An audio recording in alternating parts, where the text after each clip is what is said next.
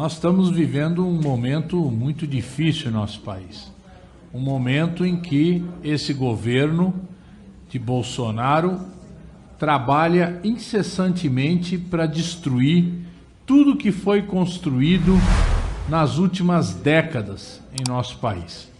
E com um único objetivo: favorecer o grande capital, favorecer os interesses dos monopólios, permitir cada vez mais a superexploração do trabalhador e destruir os serviços públicos. Aliás, essa palavra, serviços públicos, é abominada por esse governo. Esse governo entende que não há serviço público algum, só interessa a lógica do capitalismo.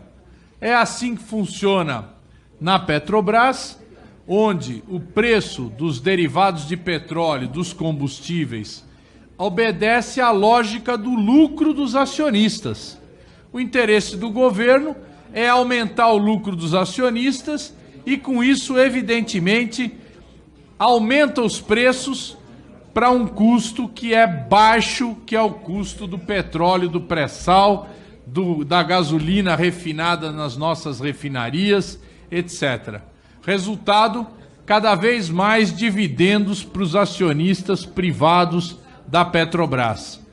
A mesma coisa o governo quer agora fazer na Eletrobras, certo? Na Eletrobras, que é uma empresa geradora de 40% da energia nacional, que ele quer privatizar e entregar para o capital privado, que evidentemente vai fazer a lógica de reduzir custos o máximo que puder, até o ponto de precarizar a geração de energia em nosso país e aumentar o máximo possível as receitas, pressionando para novas medidas de aumento da conta de energia.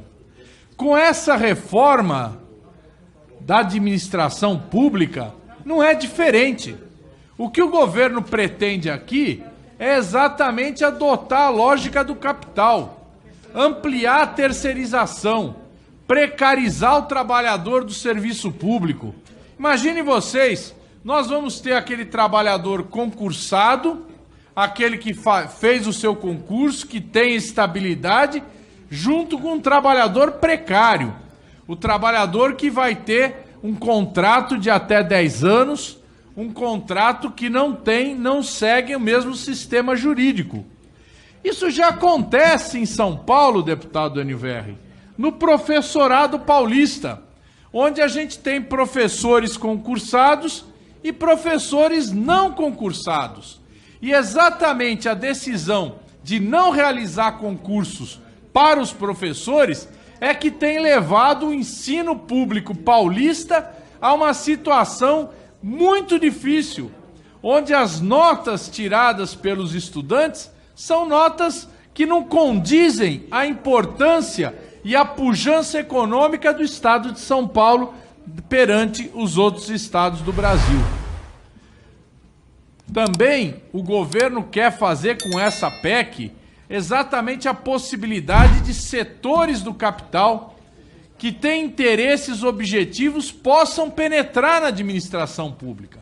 Isso também já acontece com as chamadas organizações sociais, as OSs.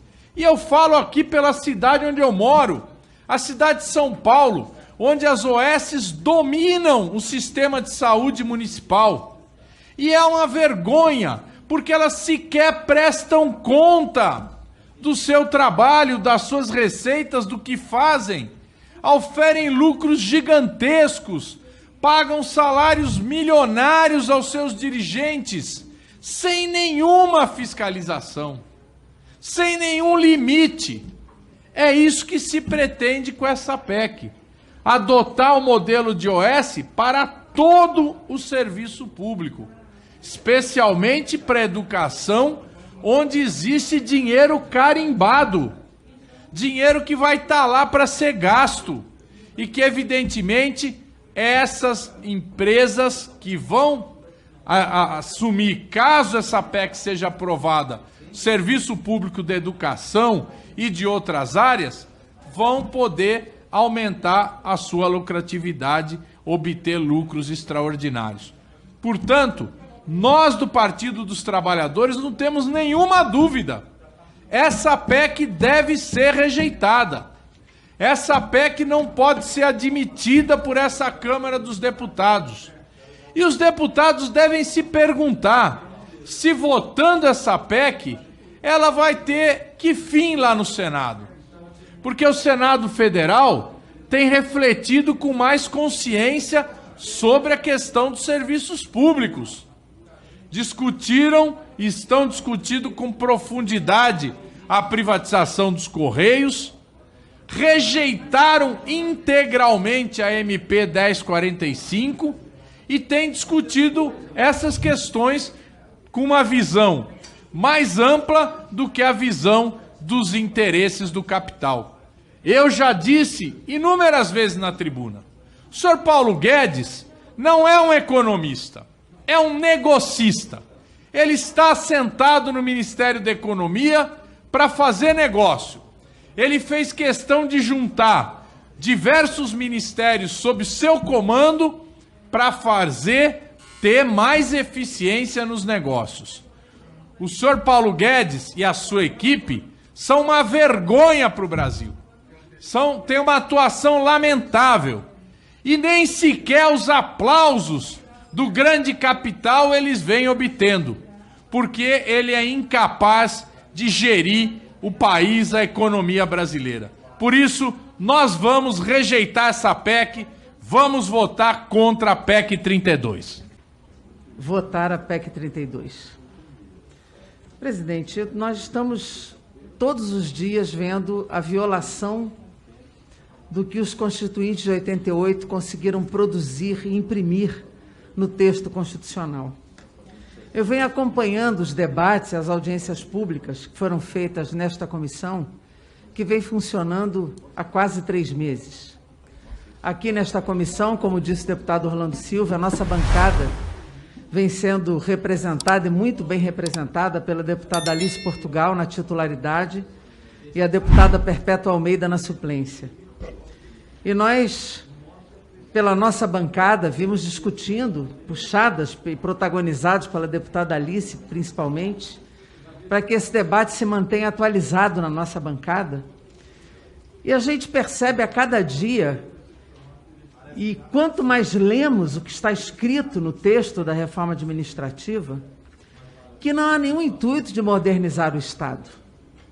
Há uma violação do que os constituintes colocaram no texto da Constituição Federal, não para modernizar o Estado, não tem modernidade nenhuma aqui, muito ao contrário.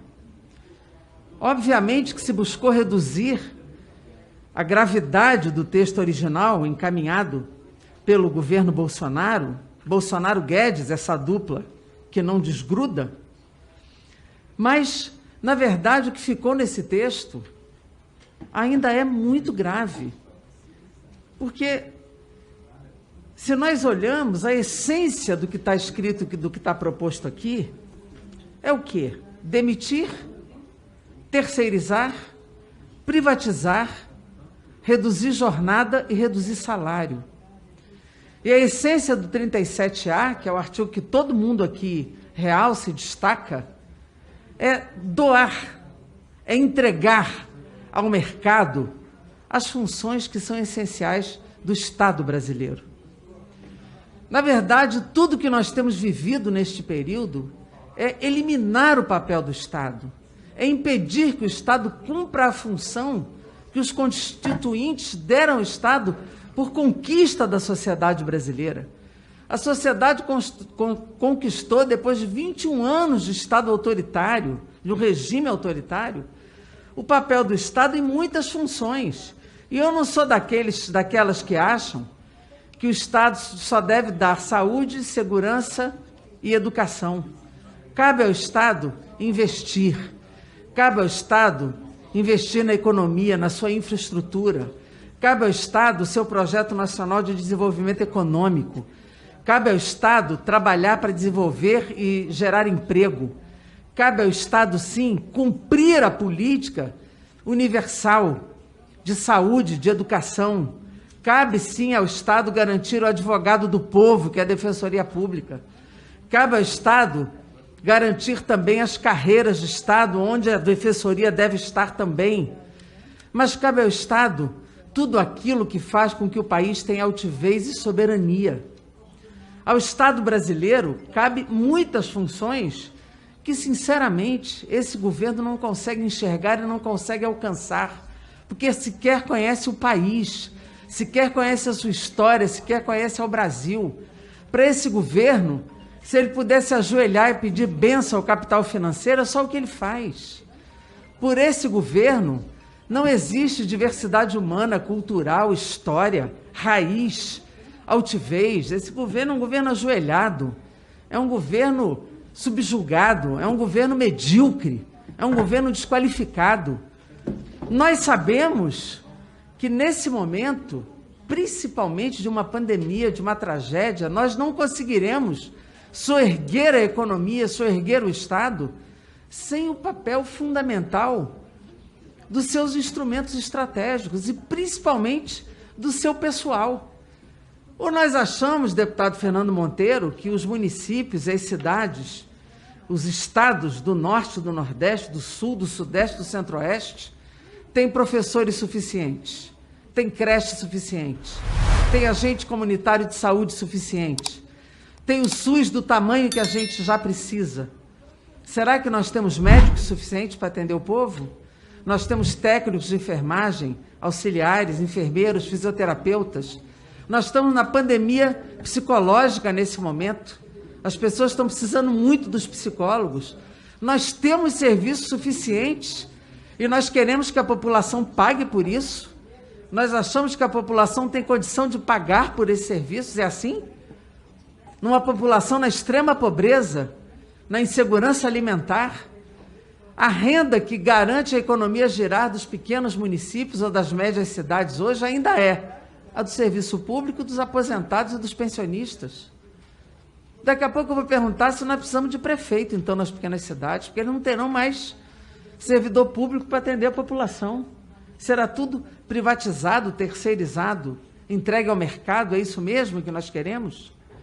Sinceramente, como disse aqui, é na hora errada, no lugar errado, com os instrumentos errados. Nós não podemos dar ao Brasil hoje uma reforma que não moderniza nada, que não garante nada, ao contrário, tira. Então, essa reforma serve para quê? Para quê? No momento de pandemia, no momento que nós precisamos de mais serviço público e não de menos serviço público, de mais política pública e não de menos política pública, nós precisamos de mais Estado e não de menos Estado. No capitalismo do mundo inteiro, nós temos mais Estado, mais recurso público e mais investimento. E no Brasil, nós estamos estrangulando o serviço público, estrangulando as políticas públicas, favorecendo o capital financeiro e empobrecendo a população. Por isso, essa reforma administrativa não serve ao Brasil, não serve ao povo brasileiro. Por isso, votaremos não à PEC 32. Obrigada, presidente. Obrigado, deputada Jandira Fegali. Convido agora o deputado Daniel Almeida, ausente. Por até 7 minutos, o deputado Carlos Zaratini. Muito obrigado, senhor presidente. Queria cumprimentá-lo, cumprimentar o relator, cumprimentar aqui os deputados e deputadas dessa comissão e todos que estão nos ouvindo.